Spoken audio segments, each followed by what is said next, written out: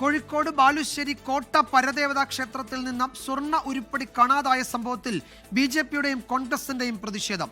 ക്ഷേത്രം executive officer Dinesh കുമാറിനെ BJP പ്രവർത്തകർ തടഞ്ഞുവെച്ചു. സംഭവത്തിൽ മുൻ എക്സിക്യൂട്ടീവ് ഓഫീസർ ടി വിനോദിനെതിരെ ദിനേശ് കുമാർ പോലീസിൽ പരാതി നൽകി. ക്ഷേത്രം മുൻ എക്സിക്യൂട്ടീവ് ഓഫീസർ വിനോദിനോട് സ്വർണവുമായി ഇന്ന് രാവിലെ 11 മണിക്കെത്താനാണ് നിർദ്ദേശം നൽകിയത്. എന്നാൽ ഇയാൾ എത്തിയില്ല. സ്വർണ്ണ ഉരുപ്പടികൾ കാണാതായിട്ടും ഇതുവരെ ക്ഷേത്രം ഭാരവാഹികൾ പോലീസിൽ പരാതി നൽകിയിരുന്നില്ല. ഇതിനെതിരെയാണ് നിലവിലെ ക്ഷേത്രം എക്സിക്യൂട്ടീവ് ഓഫീസർ ദിനേശ് കുമാർ എന്നെ ബിജെപി പ്രവർത്തകർ തടഞ്ഞുവെച്ചത്. കള്ളന് കാത്തിരിക്കുകയാണ്. ഇവിടുത്തെ നാട്ടുകാരും മീഡിയാസും ഒക്കെ അറിയേണ്ടതാണ്. ഇവർ കള്ളന് കാത്തിരിക്കുകയാണ്. കള്ളൻ ഇപ്പൊ വരും, നാളെ വരും എന്ന് സ്വത്ത് കൊണ്ടു കൊടുക്കാതെ ഇവരെല്ലാരും കൂടി കക്കാണ്. മലബാർ ദേവസ്വം ബോർഡിന് എല്ലാവർക്കും ഇതിന് ഉത്തരവാദിത്തമുണ്ട്. പിന്നീട് എക്സിക്യൂട്ടീവ് ഓഫീസർ പോലീസിൽ പരാതി നൽകി.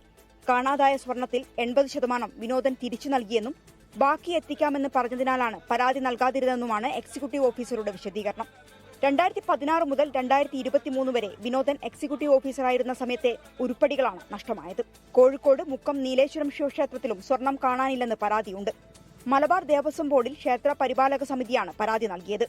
ഈ മാസം 4-ാം തീയതി എക്സിക്യൂട്ടീവ് ഓഫീസർ നടത്തിയ പരിശോധനയിലാണ് ക്രമക്കേട് കണ്ടെത്തിയത്. 24 കോഴിക്കോട്. ലോകത്തെവിടെയായാലും ഏത് സമയത്തും 24 വാർത്തകളും ഓഗ്മെന്റഡ് റിയാലിറ്റി പാക്കേജുകളും എക്സ്പ്ലെയിനറുകളും വിശദമായി കാണാൻ ഞങ്ങളുടെ യൂട്യൂബ് ചാനൽ നിങ്ങൾക്ക് സബ്സ്ക്രൈബ് ചെയ്യാം.